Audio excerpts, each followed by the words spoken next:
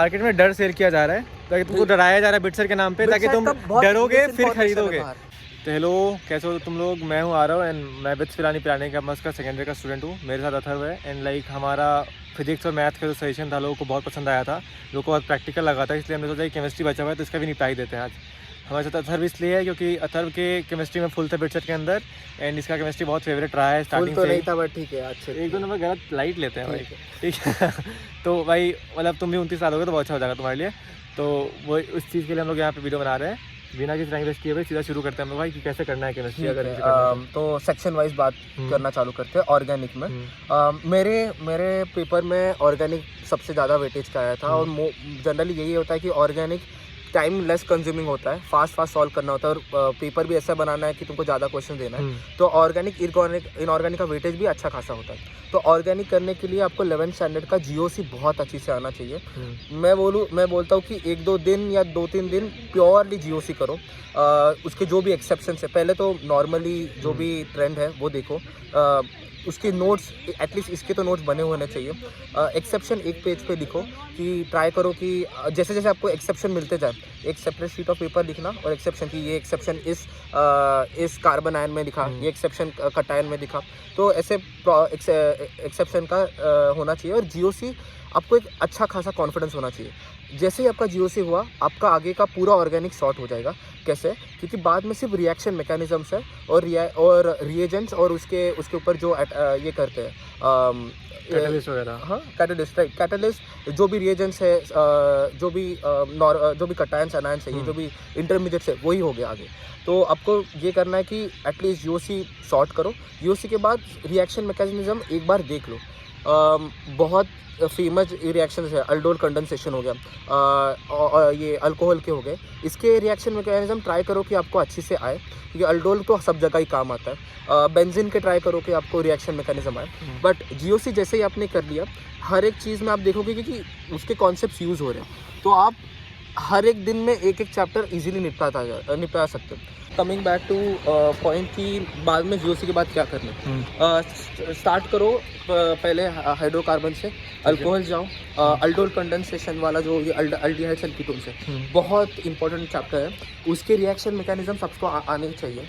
तो जैसे ही आपने जीओसी खत्म किया ना, रिएक्शन मैकेनिज्म भी बहुत लोगों को हार्ड लगता है कि भैया ये सब रिएक्शन मैकेनिज्म रटना है क्या, या इतने सारे रिएक्शन मैकेनिज्म मैं कैसे कर सकता हूँ। जीओसी से आपको हर एक का एसेंस समझ में आएगा और आपको लगेगा कि हाँ, नॉर्मल सी तो चीज़ है। और जो भी आपको एक्सेप्शन लग रहा है, अगेन जो आप एक्सेप्शन शीट मेंटेन कर रहे हैं उसमें ऐड करते जाओगे और आप देखोगे कि एंड में एक्सेप्शन सिर्फ 30 कुछ हो गए और डेली आप लिखते जाओ ना, एक्सेप्शन भी आपको नॉर्मल लगने लग जाते हैं। तो वो एक कर सकते हो। बाद में फिर रिएजेंट्स का एक लिस्ट, जैसे मैंने बोला, रिएजेंट्स का एक लिस्ट बनाना चाहिए। जैसे क्या हुआ कि हाइड्रोकार्बन्स में अगर इतने रिएक्शंस है, हर एक रिएक्शन का ऐसे लिखना कि फर्स्ट रिएक्शन हाइड्रोकार्बन्स ऊपर लिख दिया, हाइड्रोकार्बन्स अल्केन्स लिख दिया, रिएक्शन लिखना, सबस्ट्रेट लिखना है, उसके बाजू में रिएजेंट्स को क्या काम कर रहे हैं और प्रोडक्ट। और जैसे जैसे आप एक रिएजेंट्स का भी लिस्ट मेंटेन कर लो तो एंड में रिवीजन बहुत इजीली हो जाता है। और डेली का आपको लगा कि भाई यार ऑर्गेनिक में ना हल्का सा ये पार्ट वीक लग रहा है, या हल्का सा हाइड्रोकार्बन्स या हल्का सा अल्डिहाइड्स वीक लग रहा है, तो आप सिर्फ वो रिएजेंट्स का शीट खोलोगे, क्योंकि रिएजेंट्स ही मोस्टली रिएजेंट्स और उसके प्रोडक्ट्स ही ये पूछते हैं। तो आप ना थोड़ा इसको आप टेलर करोगे आपके बिटसेट के हिसाब से। तो बहुत ऑर्गेनिक में इतना स्ट्रेस करोगे कि ऑर्गेनिक मेरे और बहुत सारे फ्रेंड्स के इसमें कॉमन आया था। तो ऑर्गेनिक भी आप ऐसा मत छोड़ना कि 12th का ऑर्गेनिक हार्ड लग रहा है, 11th का ऑर्गेनिक हार्ड लग रहा है। एनसीईआरटी के लेवल तक तो करा जा सकता है। आप यही मेंटालिटी से आगे बढ़ो कि भाई एनसीईआरटी के लेवल तक तो करा जा सकता है, एनसीईआरटी के आगे का हमको छूना नहीं है, तो उसका हो सकता है। इनऑर्गेनिक है, ध्यान देना कि ये शायद आप भी कंफर्म कर लो, मेंस में ही नहीं है बट बिटसेट में है। सारा सिलेबस है बिटसेट में, पूरा सिलेबस है। तो इनऑर्गेनिक के लिए सेम, जैसे ऑर्गेनिक के लिए जीओसी इंपॉर्टेंट था, इनऑर्गेनिक केमिकल बॉन्डिंग उतना ही इंपॉर्टेंट है। केमिकल बॉन्डिंग के लिए भी 2-3 प्योरली केमिकल बॉन्डिंग सीखे, उसके नुआंसेस सीखे, उसके एक्सेप्शन देख लिए, उसके सब टॉपिक्स देख लिए। जैसे ही आपने ये देखा, फिर आपके आएंगे ये एस ब्लॉक, डी ब्लॉक, उसके रिएक्शंस आएंगे। मानता हूँ डिफ़िकल्ट है, तो मैंने क्या किया था, डेली एक चैप्टर करा था कि एस ब्लॉक का फर्स्ट जो सबसे ये है, एस ब्लॉक का फर्स्ट पीरियड, अच्छा ओके, या फिर पी ब्लॉक का फर्स्ट एक ग्रुप को, एक पर्टिकुलर ग्रुप चूज करो और उस दिन वही ग्रुप पढ़ोगे, ढंग से पढ़ो। अभी पढ़ने में कैसे होता है कि ये बस हाथ सामने लेकर माइंडलेसली पढ़ना नहीं है, जोर जोर से बोल बोल के पढ़ो। अगर याद नहीं आ रहा है तो जोर जोर से बोल के पढ़ो ताकि याद रहेगा। रटना नहीं है, बोलो, बस बोल बोल के पढ़ो, उससे भी बहुत इफेक्ट होता है। और नींद नहीं आने के लिए ना सामने एक रफ पेपर लिखो, आपको कौन सा एक वर्ड अच्छा लगता है या कौन से एक लाइन पसंद आ गई, बस वो लाइन स्क्रिबल करो। अगर आपको उसको नोट्स बनाना है, नोट्स में अभी उतना जाओ मत, सिंपली आप पेंसिल यूज़ करो ना कि हाइलाइटर, क्योंकि आप बाद में पेंसिल इरेज भी कर सकते हो। कोई पॉइंट आपको आज इंपॉर्टेंट लग रहा होगा, वही कल पॉइंट आपको नॉर्मल सा लगेगा, तो पेंसिल यूज़ करो ना कि हाइलाइटर, ताकि फिर आप इरेज करके नया कुछ हाईलाइट कर सकते हो। Again coming to that, inorganic के लिए बोल बोल के पढ़ाई करो, और जो जो आपको पॉइंट्स अच्छे लगते हैं या फिर जो जो आपको नींद नहीं आए, इसके लिए सामने रफ शीट लग दिया और कुछ तो स्क्रिबल करते गए, ताकि आपको जोर जोर से बोलते बोलते आपका माइंड भी एक्टिव रहे। इससे आप बहुत आपका हेल्प हो जाएगा। और अगर क्वेश्चंस करने के लिए एनसीईआरटी एग्जाम्पलर इज बहुत बढ़िया। एनसीईआरटी एग्जाम्पलर मैंने एटलीस्ट इनऑर्गेनिक के लिए किया था और उससे बहुत हेल्प हुआ था। लास्ट में फिजिकल के लिए बच्चों को आयोनिक थोड़ा डर लगता है, केमिकल बॉन्डिंग डर लगता है, सोल्यूशंस डर लगता है, तो ये ना, बट इसमें भी ना बहुत इजी कंसेप्ट्स का ही वो पूछते हैं। जैसे कि अगर आपको लिखना है कि इक्विलिब्रियम लिखना है, तो इक्विलिब्रियम क्या होता है कि प्रोडक्ट्स का multiplication upon right side, products का मल्टीप्लिकेशन अपॉन लेफ्ट साइड का रिएक्टेंट्स का मल्टीप्लिकेशन। इतना इजी सा ही आता है।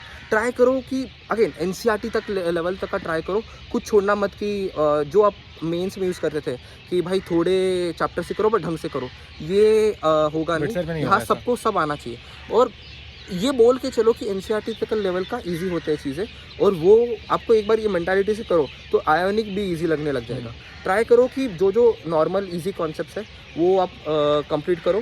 क्वेश्चंस देख लो, अगर पता नहीं कि भाई इसमें से कौन से रिपीटेड है, तो एटलीस्ट उसके यूट्यूब वीडियोस देख लो, उसका बस क्वेश्चन सॉल्व करते करते आपको समझेगा।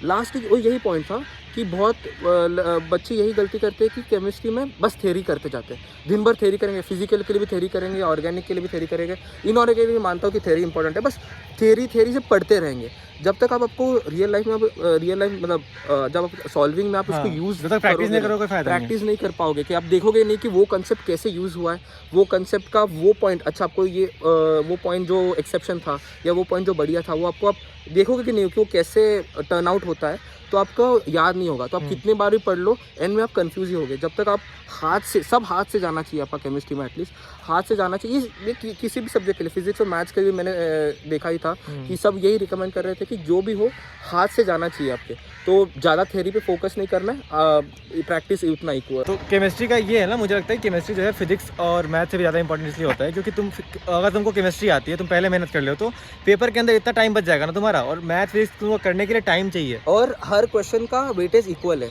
तो आप वही मैथ्स के लिए इतना सारा थ्योरी पढ़ोगे, इतना सॉल्विंग करके तब एक क्वेश्चन सॉल्व करोगे, वही कम मेहनत में इक्वल मार्क्स आपको मिलेंगे। आपको ऑप्टिमाइज करना है, ईगो पे नहीं लेना है कि देखो मैथ्स पसंद है तो मैथ्स के ही पे करूंगा, मैथ्स के ही सब क्वेश्चन सॉल्व करके ईगो नहीं दिखाना है आपको ऑप्टिमाइज करना है, आपके मैथ्स मैक्सिमाइज करना है। वैसे वो ईगो में एग्जाम नहीं देना है। बहुत बार क्या होता है ना, ईगो अटेम्प्ट में तुम नेगेटिव मार्किंग कर लेते हो, वो सब चीज़ ध्यान रखना है। मुझसे मैथ्स कैसे नहीं हो पा रहा है, या फिर मुझसे ये पर्टिकुलर सब्जेक्ट क्यों नहीं हो पा रहा है, वो नहीं करना। एंड अगर तुमको बोनस तक पहुंचना चाह रहे हो तुम, उस केस में केमिस्ट्री तुमको वहाँ तक पहुँचाएगा कि तुम केमिस्ट्री में टाइम बचाओगे, फिजिक्स मैथ अच्छा करोगे, तब जाके तुम्हारा बोनस के लिए तुम एलिजिबल हो पाओगे। ठीक है, बोनस मेरे लिए पर्टिकुलरली बहुत हेल्पफुल रहा था। फर्स्ट अटेम्प्ट में से सेकंड अटेम्प्ट तक जाने के लिए मेरे 40 मार्क्स बढ़ गए थे, जस्ट कि मैंने ये दिमाग में रखा था कि इस बार सेकंड अटेम्प्ट में मेरे को बोनस तो जाना ही जाना है। तो क्या हुआ था, एंड में मेरे 10 क्वेश्चन या 10-12 कुछ क्वेश्चन छूट गए थे, बोनस में भी उतने ही क्वेश्चन आते। 12 क्वेश्चन तुक्के मार दिए, रैंडम गेस किया कुछ भी, या फिर थोड़ा एजुकेटेड गेस भी हो, तो अगर मान भी लिया वर्स्ट केस सिनेरियो में 12 के 12 गलत हो गए, आपके -12 उधर हो गए, बट फिर आप जब बोनस में आओगे 8 क्वेश्चन, हाँ ये मत मानना कि बोनस मतलब कुछ डिफिकल्टी अलग हो गई। बोनस में एक्चुअली 6 क्वेश्चन, 8 में से जो 6 क्वेश्चन मैंने अटेम्प्ट किए थे वो तो सुपर ईजी लेवल के थे। तो बोनस में आपको सेम लेवल का ही मिलेगा, ऐसा मत समझना कि बोनस मतलब कुछ अलग हार्ड लेवल का पूछेंगे। तो बोनस में मेरे 12 में से 8 सॉल्व कर दिए, वहाँ मेरे 24 करेक्ट आ गए। तो अगर बाय चांस मेरे 12-13 जितने भी मैंने तुक्के मारे उसमें से अगर गलत भी होते तो मैं प्लस नेट पॉजिटिव ही रहूँगा। तो अब ये ट्राई कर लो कि ये समझ के चलो कि अगर आप 260 के रेंज में चल रहे हो, अब बोनस क्वेश्चंस आपसे आराम से हो सकते हैं। ट्राई करना है कि लास्ट का आधा घंटा बोनस के लिए छोड़ना है, उसमें एंड में अगर 12 से 15 क्वेश्चन छूटते ठोक दो बिना डरे। बस अगर एजुकेटेड गेस लगाना, अगर नॉर्मल रैंडम ही ठोकना ठोक दो। आओ बोनस में अच्छी से करो अटेम्प्ट, बोनस में 8 से ऊपर भी जा सकते हो। तो ट्राई यही करना है कि मैथ्स में 40 मार्क्स है, उससे ज़्यादा उस पर फोकस कर दिया। इक्वल टाइम दो आप फिजिक्स केमिस्ट्री के लिए, एंड में आधा घंटा इंग्लिश के लिए भी। आप यही बोलूँगा कि इंग्लिश में ये पूछते सिनोनिम्स। हाँ, सिनोनिम्स वगैरह कुछ तो कर नहीं सकते, कर ही नहीं सकते। आपको आता है नहीं आता है लाइट, तो वो आपको ठोकना ही है। लॉजिकल रीजनिंग हम 10 से कर ही रहे हैं ये NTC वगैरह के लिए, तो वो है। तो इसके लिए थोड़ा कम टाइम देना है इंग्लिश और लॉजिकल रीजनिंग के लिए, उससे थोड़ा इक्वल टाइम फिजिक्स और केमिस्ट्री के लिए देना है। अराउंड 1 घंटा मैथ्स के लिए दे सकते हो कि 40 क्वेश्चंस होते हैं, तो उसके लिए इंपॉर्टेंट है। एंड में आधा घंटा बोनस के लिए देना है। अगर आप 250 to 260 रेंज में हो तो ज़्यादातर बच्चे होते ही है, आप वहाँ से 300 प्लस जा सकते हो, गिवन दैट आप बोनस अच्छे से ढंग से सॉल्व करो। एंड उसके अलावा लाइक वैसे वीडियोस जो तुम देख रहे हो यूट्यूब पे ना, जैसे बिल्कुल ही ड्रामा कर रहे हैं वीडियो के अंदर, वैसा कुछ नहीं होता है। प्रैक्टिकली रहो, तुमको अगर कंसेप्ट आता है उस केस में तुम्हारे क्वेश्चन सॉल्व होंगे। इसलिए जो भी सीख रहे हो अच्छे से सीखो ताकि तुम उनको अप्लाई कर पाओ। अगर तुम 1 घंटे सीख रहे हो ना, तो उसको 2 घंटे 2.5 घंटे कम से कम प्रैक्टिस करो, क्योंकि सिर्फ 1 शॉट देख लेने से तुम सीखोगे नहीं। मेरा यही था कि भैया क्या अभी 2 महीने में होगा। मैं भी क्वेश्चंस पूछता था, ये लाजमी सी बात है कि अगर एफर्ट अभी से डाले तो अगर वर्थ इट तभी होगा जब अच्छा रिजल्ट आएगा। तो इसके लिए बहुत बार पूछती कि अभी से एफर्ट डालना सही है या नहीं है। आपको पता नहीं कि बाकियों का, आपका भी पीयर्स का भी सेम लेवल पे, जो वही अभी अच्छे से कर पाएगा, जो खुद को संभाले और आगे से ढंग से करे, जहाँ भी हो वहाँ से बढ़ाओ। तो बिट साइड आपको बहुत अपॉर्चुनिटी देता है कि आप खींच पाओ। और कैंपस में यहाँ के लोगों, मैंने देखा है कि यहाँ के भी जो डुअल डिग्री प्रोग्राम है, लोगों ने बहुत अच्छा इस्तेमाल किया है। हालांकि हम कर नहीं पाए, बट लोगों ने बहुत, भले सो कॉल्ड लोअर ब्रांचेस में आके भी ना, लोगों ने बहुत अच्छा किया है CS लाके।